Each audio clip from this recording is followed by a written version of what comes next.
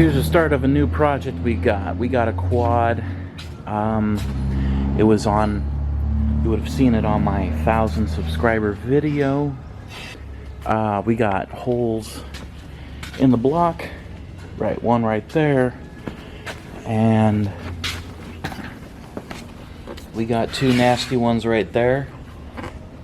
So we're gonna get this thing torn apart. You'll see what happened inside, and I've already kind of done some looking at parts. eBay, $100 for a case. Connecting rod shouldn't be too hard to find, and so I've already kind of know what I'm going to be able to do. This is a Polaris 550. It's worth fixing because a new one is very expensive. So let's dive in.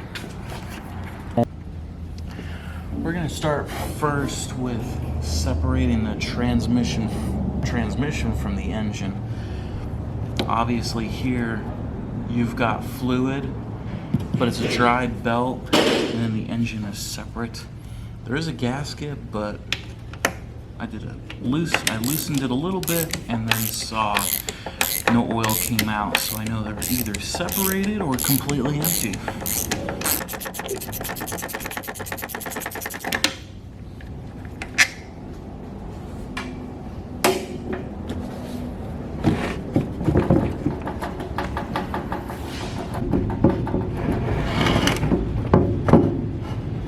There we go. Yeah, just pick up the whole motor. Much easier that way. Now that'll get set to the side. I'll probably change the fluid and do some stuff, but I don't think I'm going to be messing with this much on this project. Next up, we'll do valve cover.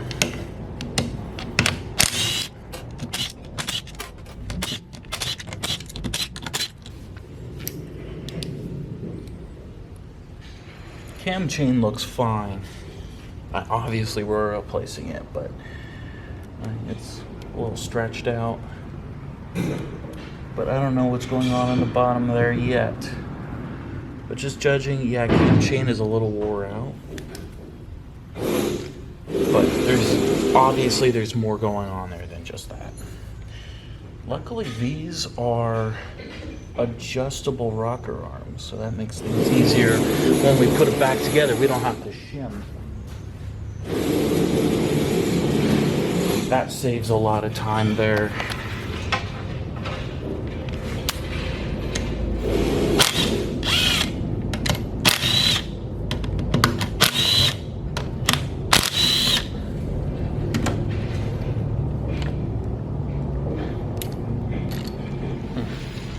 I like this design. Whole rocker arm assembly is in one piece. I like that. That just makes sense doing it that way.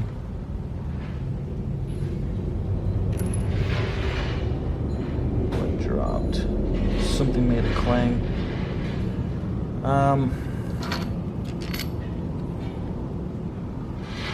Yeah, here's the first thing we've got going on.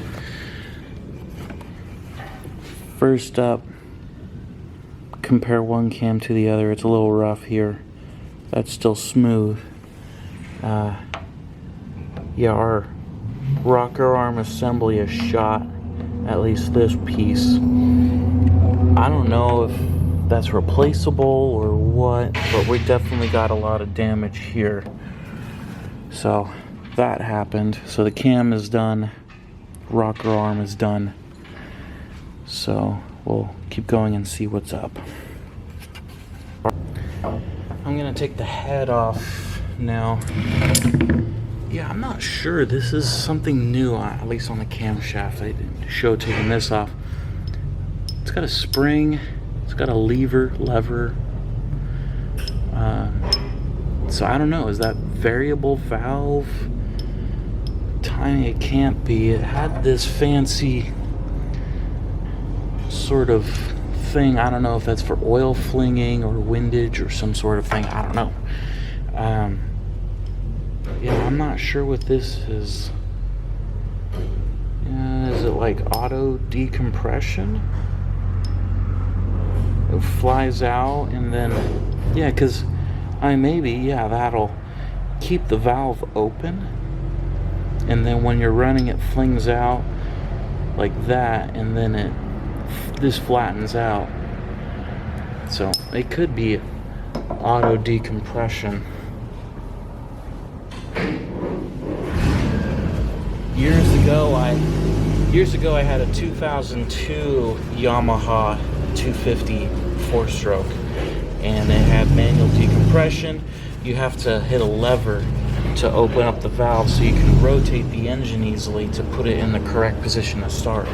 Well, I hated that because it's kind of annoying. It's one more thing to worry about, and when you're in a pinch, you need to get going. So I got a 2004 camshaft and put it in there, and that worked out good.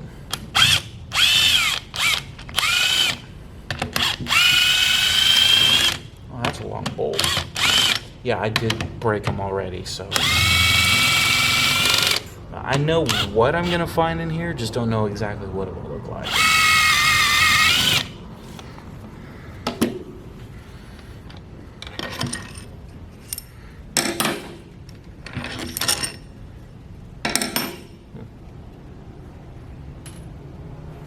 That's that ting I heard earlier.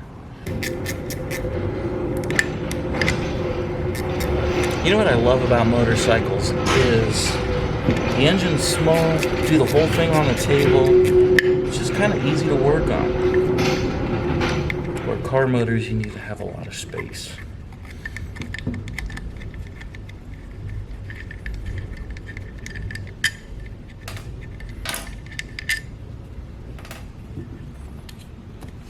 Yeah, there we go.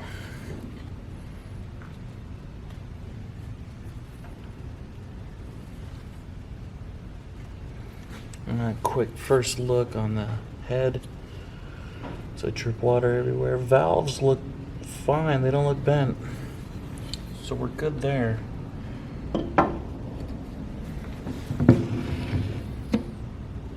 Yep, you saw that. Yeah. Not broken. I can see it through the block. So we got that going for us.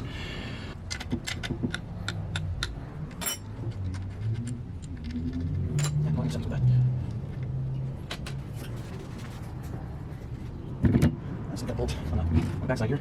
That's weird. No, there's anything like that. Oh, okay, bottom. There's my 8mm.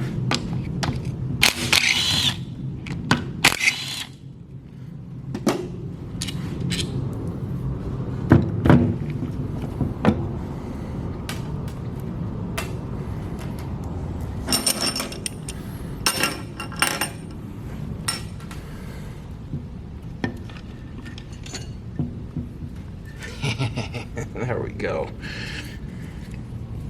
I mean, I don't want to see destruction, but it's kind of awesome. Because it just means that it's more work and more money, but it's also just really cool to see.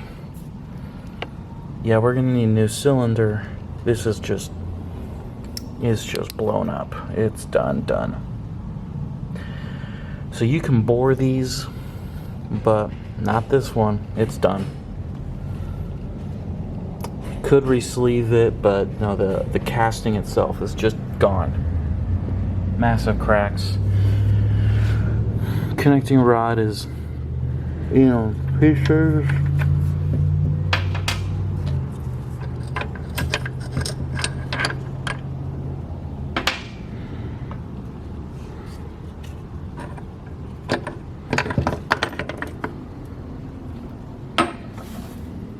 That looks to me like balancing shaft.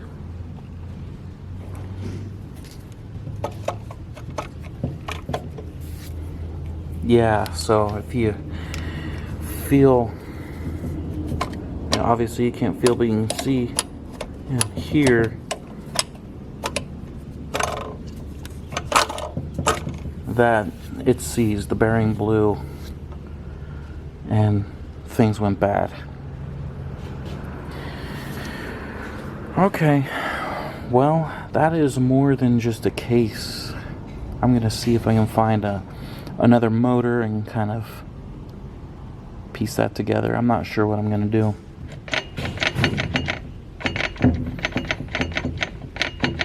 Because definitely the case is busted. It's just shrapnel in there. Oh, yeah, that's kind of cool. Well, we're pretty much stuck on this. It's all bad. The coupler, the drive coupler, it's like a rubber piece inside here. It's kind of broken, I think. Got a piece in here that's just slightly shifted off. I think it's twisted in there. Kind of wild. We can take the valve out, took the head apart, and let me get this on my box, then you can see it better.